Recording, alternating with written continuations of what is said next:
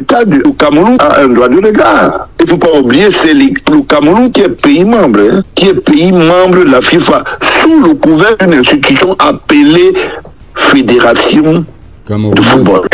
Il faut faire attention. S'il n'y a pas de nation, il n'y a pas de fédération. Parce que les gens veulent dissocier ça. Alors, dès lors que les deux sont liés, les missions sont bien définies, comme dans d'autres pays. Alors, si la fédération camerounaise de football est devenue une entreprise de M. Samuel Eto'o, il y a un problème. Il y a un problème. Il n'y a pas de fédération Made in Eto'o, Samuel. Pas du tout. C'est une association avec des missions définies par rapport au socle du football. Et nous sommes un pays membre du Cameroun. Je le dis, le Cameroun est pays membre. La FIFA, ce n'est pas la fédération. Parce que les gens disent la fédération comme si c'était un pays qu'on appelle fédération et l'autre Cameroun. Non, non, pas du tout. Quand Marc Buss est parti, c'était pour faire comme tout, la liste n'a pas changé, la même teneur n'a pas changé, c'est Marc et les Oumam et tout le reste qui continue. Maintenant, ceux qui pensent qu'ils vont faire prévaloir le dispositif juridique de la FIFA via l'Africa Foot se sont perdus. Et maintenant, la liste qui a été notifiée, pourquoi son secrétaire général a pris? Parce qu'ils se sont rendus compte qu'ils sont en train d'embourber. Il a pris, mais ça ne change pas la formule de la procédure qui a entamé, faire valoir de la nouvelle équipe qui va encadrer les jeunes nationaux. Donc c'est un peu ça. Donc on n'est plus là. On considère qu'il y a vacances à la tête, à la direction de l'Africa Foot. Le ministre a choisi les compétents. Est-ce qu'il va aller chercher à savoir si c'est Banlock a eu des problèmes démêlés? Le problème avec, ou bien ils sont rencontrés à la Coupe du Monde, ils sont querellés avec Samuel Eto'o, c'est pas son problème. Il a besoin d'un produit fini et de la compétence et du profil. C'est tout. Donc maintenant, faire des lectures, de dire qu'il y a des gens qui simplement sont les ennemis de Samuel Eto'o. Par définition, qui est son ennemi? Moi, je ne trouve pas. Je ne trouve pas. Je ne trouve pas. Tout le monde s'accorde à penser que c'était des nominations été cherchées. On a des gens qu'on a nommés. Si moi j'ai des problèmes avec quelqu'un et que le chef d'État me choisit et dit bon, ok, monsieur Baola, désormais vous êtes mon conseiller numéro 1 à la présidence. Et que celui qui était là avant était un ami avec qui on s'est battu, ou bien on a échangé des mots durs. Donc le chef d'État me choisit pour. Non, mais c'est du n'importe quoi. Sinon, on n'aura jamais de collaborateur. On n'aura jamais de collaborateur. Personne n'est l'ennemi de Samuel, il est l'ennemi de sa propre turpitude. C'est d'abord ça. Qu'il mette dans sa tête que c'est lui-même qui est le faiseur de ces flèches. Allez chercher One All Sport, ça n'a jamais existé. Le propriétaire de One All Sport n'est autre que le chantre M. Samuel Eto'o. Est-ce que vous avez des preuves, Président? On nous a fait savoir que One All Sport avait des usines en Thaïlande et qui avait des bureaux aux États-Unis. Allez chercher, vous n'allez jamais les trouver. Vous savez là où les usines de One All Sport est cher? Non. Allez voir le tailleur qui loge, lui il a gagné le marché, c'est un petit feu, hein, qui loge son bon professionnalisme au lieu d'Hilton sans publicité. C'est lui qui est la machine ouvrière pour coudre ce qu'on appelle ces bricoles. Alors, c'est Taïwan là? C'est votre Taïwan là?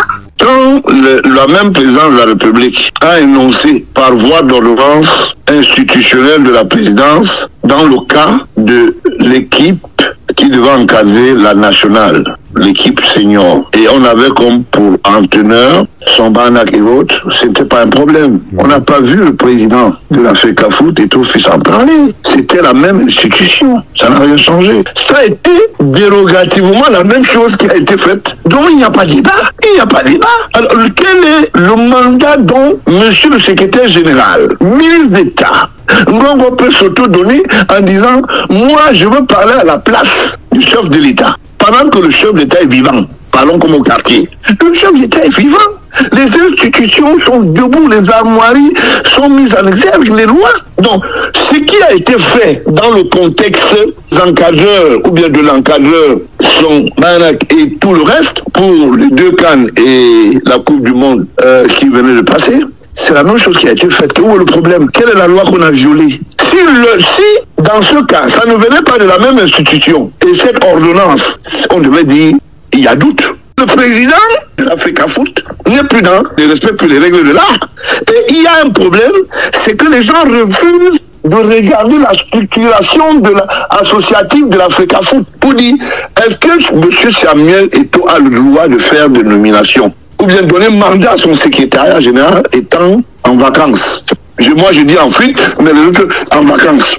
Le président de la République, je vais vous dire quelque chose, ne peut faire aucune nomination étant à Paris pendant qu'il est assis ici. C'est faux. Donnez-moi une seule fois dans quel pays dans le monde un chef d'État, par exemple, peut faire ses nominations. Lui là aux États-Unis et les autres sont au Cameroun. On dit la nomination à la valeur requise juridique quand on respecte les armoiries de l'État et le cursus du statut, comment on appelle ça, les fonctions. Alors, c'est l'association qui est autorisée. Alors, vous envoyez, moi j'appelle ça des petites lettres de querelle dans les réseaux sociaux qui n'ont rien à voir avec ce qu'on appelle le ressort public. Regardez bien ce qui se passe. Quand le ministre des Sports communique, il communique par voie directe des supports de communication publique. Quand l'Africafoot met les affaires, les réseaux sociaux, Samuel Eto'o communique, on communique par voie de... On voit un truc qui a atterri dans un portable et puis il continue à violer la loi. Et tant qu'il pose ses actes, il n'est pas dans le principe de l'honneur et du respect du statut de l'association appelée Africafoot. Et depuis que Samuel Eto'o est arrivé à l'Africafoot, il n'a jamais audité le passif ni l'actif. Ça veut dire que ce que son prédécesseur a fait, ce que lui-même il a fait, et ce qu'il est en train de faire. Maintenant, l'immeuble qui est en train de bleuir dans la brousse, ou avec des niches de rats, on va continuer comme ça. On va dire que c'est parce qu'il a beaucoup joué, il était trop beau, et c'est pour cela, bon, ses appétits ne se sont pas arrêtés à ce niveau. Je vous donne un angle peut-être d'éveil. Est-ce que vous pouvez créer un compte dans une, j'appelle ça, dans une PME financière qui n'est autre que Vision Finance?